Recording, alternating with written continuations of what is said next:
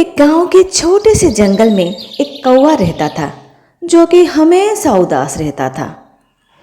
उसी जंगल में एक संत हमेशा आया करते थे। वह सारे पंछियों को देखते जो हमेशा खुश रहते और उस कौवे को भी देखते जो हमेशा उदास रहता। एक दिन संत जंगल से गुजर कर जा रहे थे कि अचानक उन्होंने किसी के रोने की आवाज़ सुनी। संत कुछ वक्त के लिए वहीं रुक गए। संत ने देखा कि एक पेड़ की डाली पर बैठकर कौवा रो रहा है। संत ने कौवे को अपने पास बुलाया और कौवे से पूछा, तुम रो क्यों रहे हो? मैं हमेशा यहाँ आता हूँ और देखता हूँ कि तुम हमेशा दुखी रहते हो। आखिर बात क्या है? मैं अपनी ज़िंदगी से बहुत परेशान हूँ। कैसी ज़िंदगी है ये, जब अपने आप को देखता हूँ तो रंग काला, मेरी आवाज़ भी ऐसी कि लोग मेरी आवाज़ सुनकर मुझे भगा देते हैं। मुझे मेरी ये ज़िंदगी और मेरा ये रूप बिल्कुल पसंद नहीं है। अगर तुम्हें मौका मिले तो तुम किसकी तरह बनना चाहोगे? मेरे पास एक ऐसी शक्ति है कि मैं तुम्हारा रूप और जिंदगी दोनों बदल सकता हूँ। अगर मुझे मौका मिले तो मैं हंस बनना चाहूँगा। क्या रूप है उसका, सफ़ेद, कितना सुंदर दिखता है। लोग उसको देखने के लिए घंटों तक खड़े रहते हैं। ठीक है, मैं तुम्हें हंस बना सकता हूँ, लेकिन मेरी एक शर्त है। तुम्हें पहले हंस से जाकर पूछना होगा कि क्या वो अपनी ज़िंदगी में खुश है। कौवा फौरन हंस के पास गया जहाँ लोग मुस्कुराकर हंस को देख रहे थे। हंस भाई, तुम्हारी ज़िंदगी तो कितनी अच्छी है। तुम कितने सुंदर हो, एकदम सफ़ेद। लोग तुम्हें देखने के लिए घंटों तक इंतज़ार करते और हमेशा तुम्हें देखकर खुश होते हैं। मेरी ज़िंदगी बहुत ही बेकार है और ये रूप ये रंग भी कोई रंग है, सफ़ेद। तुम्हें पता है, लोग मुझे सिर्फ इसलिए देखते हैं क्योंकि सफ़ेद रंग शांति का प्रतीक है। और अपने आसपास देखो, हर चीज़ का कोई ना कोई रंग होता है, बस मैं ही बेरंग हूँ। हंस की ये बात सुनकर कौवा हंस को संत के पास लेकर गया। कौवे ने सारी बातें संत को बताई। संत और कौवे ने हंस से सवाल पूछा, तुम्हें किस पक्षी का रंग रूप पसंद है जिसकी ज़िंदगी भी बेहतर हो? तोता। मुझे तोते की ज़िंदगी बहुत पसंद है। कितना प्यारा रंग है उसका, हरा और लाल चोंच।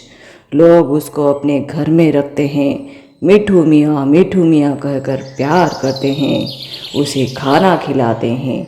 मैं तो तोता बनना चाहता हूँ।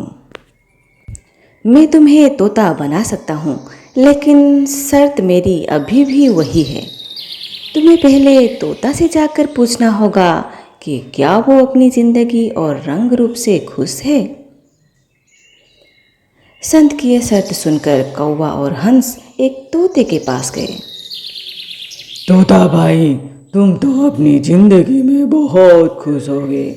तुम्हारे पास तो इतना प्यारा रंग भी है, लोग तुम्हें प्यार करते हैं। किसने कहा कि मैं खुश हूँ? मैं हमेशा पिंजरे में कैद रहता हूँ और इतने सुंदर आसमान की तरफ देखता रहता हूँ। मैं हमेशा इस आसमान में आज़ादी से उड़ना चाहता हूँ, लेकिन अपने इस रंग रूप की वजह से मैं वो भी नहीं कर सकता। ये सुनकर कौवा और हंस तोते को लेकर संत के पास गए और संत को सारी बात बताई। तुम किस पक्षी की तरह बनना चाहते हो जिसकी ज़िंदगी भी बेहतर हो? मैं एक मोर बनना चाहता हूँ। कितना सुंदर है वो, उसके पास कितने सारे रंग हैं। जब वो नाचता है तो बारिश होती है। उसकी ज़िंदगी और रंग रूप सबसे अच्छा है। मैं तुम्हें मोर बना सकता हूँ, लेकिन शर्त मेरी अभी भी वही है। तुम्हें पहले मोर से जाकर पूछना होगा कि क्या वो अपनी ज़िंदगी और रंग रूप से खुश है। कौवा, हंस और तोता तीनों मोर को ढूंढने लगे। बहुत देर बाद उन्हें एक मोर मिला। मोर भाई, तुम्हारी जिंदगी तो कितनी अच्छी है। तुम कितने सुंदर हो।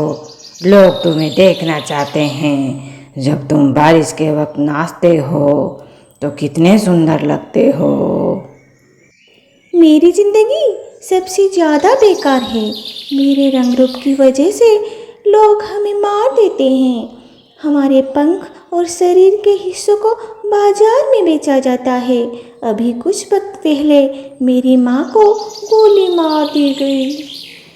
कितने वक्त तक जिंदा रहूँगा मुझे पता नहीं, और तुम कह रहे हो मेरी जिंदगी अच्छी है।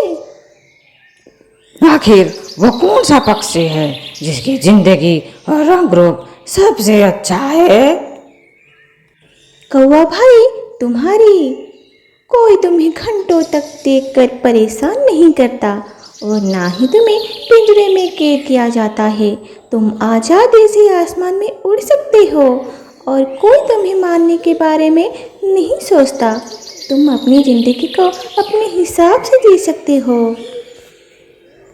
ये बात सुनकर कौवा, हंस और तोता सब हैरान होकर सोचने लगे।